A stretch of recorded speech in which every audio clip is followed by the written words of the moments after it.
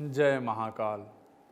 निराकार निर्विकार ओकार के मूल और कालों के काल महाकाल आप सभी की मनोकामना को पूर्ण करें। और इसी कामना के साथ मैं आनंदाचार्य आप सभी का पंचदिवसीय लक्ष्मी पूजन महोत्सव के इस कार्यक्रम में स्वागत करता हूं, अभिनंदन करता हूं। दर्शकों, हिंदू सनातन धर्म और संस्कृति में देव दीपावली का गहन महत्व है।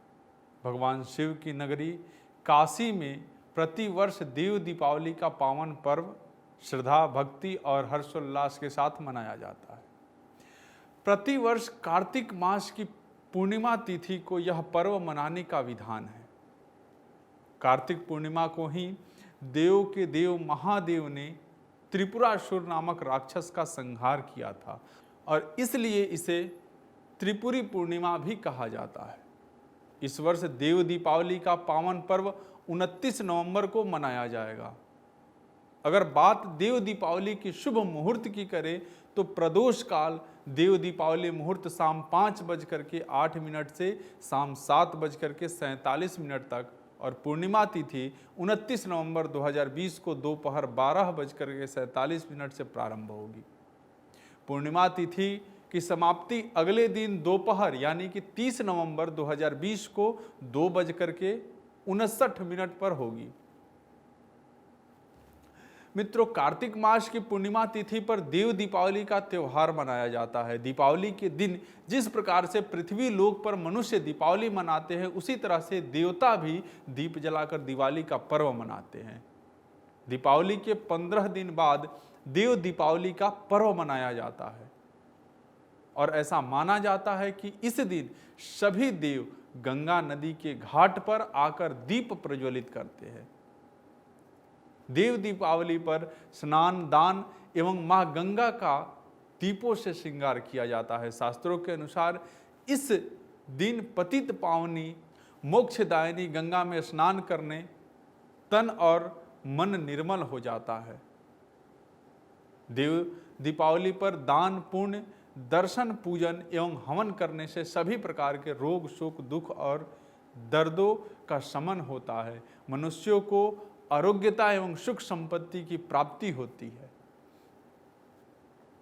कार्तिक पूर्णिमा की संध्या बेला में ही भगवान विष्णु का मत्स्य अवतार हुआ था। अतः इस दिन गंगा स्नान एवं दान के उपरांत दीपदान का फल 10 महायज्ञों के समान प्राप्त होता है। ब्रह्मा, विष्णु, महेश, अंगिरा एवं आदित्य ने भी दीप दीपावली को महापुनीत पर्व मनाया है।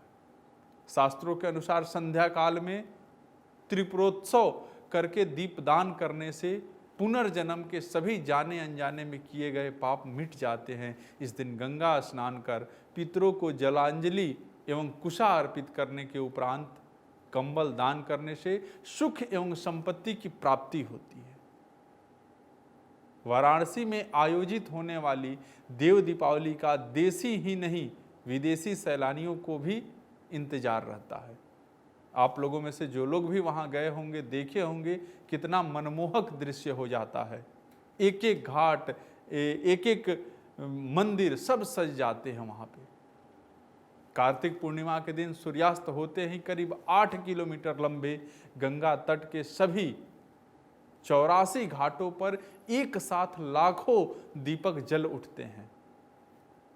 घाटों पर झिलमिलाते दियों को देखकर ऐसा लगता है मानो आकाश के हजारों सितारे काशी के गंगा घाट पर उतर आए हैं। और इस मनोरम पल के साक्षी बनने के लिए लाखों लाख की संख्या में देश और विदेशी पर्यटकों का वाराणसी में शुभागमन होता है।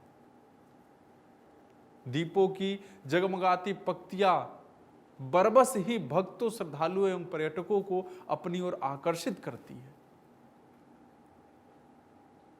त्रिपुरासुर ने ब्रह्मा जी की घोर तपस्या की थी और उसने वरदान प्राप्त करके तीनों लोकों पर अपना आधिपत्य स्थापित करना चाहा था। और इस समस्या के समाधान के लिए देवता भगवान शिव के पास गए। इसके बाद भगवान शिव ने देवताओं की विनती को स्वीकार करते हुए त्रिपुरासुर का वध कर दिया। कार्तिक मास वैसे भी त्योहारों और व्रतों के लिए जाना जाता है और इसी कारण इस महीने में पूजा पाठ, जप तप, साधना आदि करना बहुत ही शुभ माना जाता है। देव दीपावली पूजा विधि के बारे में भी आप सभी को बताना जरूरी है। देव दीपावली के दिन साधक को गंगा स्नान अवश्य करना चाहिए और स्नान करने के बाद साफ वस्त्र धारण करने चाहिए। इस दिन भगवान शिव और भगवान विष्णु की पूजा की जाती है, लेकिन इनकी पूजा से पहले भगवान गणेश की विधिवत पूजन और अर्चन करना चाहिए।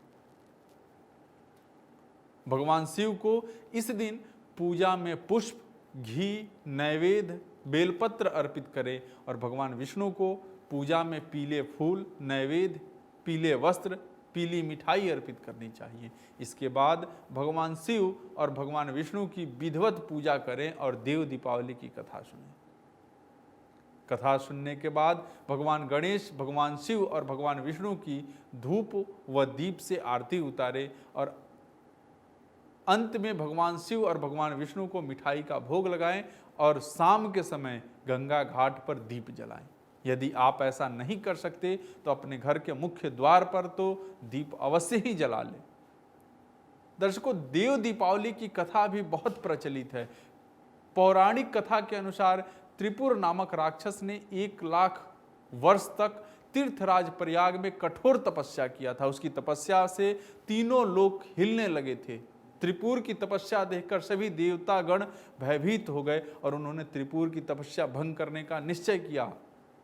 इसके लिए उन्होंने अप्सराओं को त्रिपुर के पास उनकी तपस्या भंग करने के लिए भेजा, लेकिन वह अप्सराएं त्रिपुर की तपस्या भंग नहीं कर सकी। अंत में ब्रह्मा जी को त्रिपुर की तपस्या के आगे विवश होकर उसे वर देने के लिए आना ही पड़ा और ब्रह्मा जी ने त्रिपुर के पास आकर उसे वर मांगने के लिए कहा। त्रिपुर ने ब्रह्मा जी से किसी मनुष्य या देवता के हाथों न मारे जाने का वरदान मांग लिया।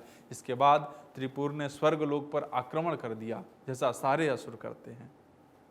सभी देवताओं ने एक योजना बनाकर त्रिपुर को भगवान शिव के साथ युद्ध करने में व्यस्त कर दिया और इसके बाद भगवान शिव और त्रिपुर के बीच में भयंकर युद्ध हुआ। भगवान शिव ने ब्रह्मा जी और विष्णु की सहायता से प्राप्त करके त्रिपुर का अंत कर दिया। इसी कारण से देवता अपनी खुशी को जाहिर करने के लिए दीपावली का त्यौहार मनाते हैं, जिसे देव दीपावली के नाम से जाना जाता है। यहाँ पर आज बस इतना ही। भगवान भोलेनाथ आप सबकी रक्षा करे। जय महाकाल।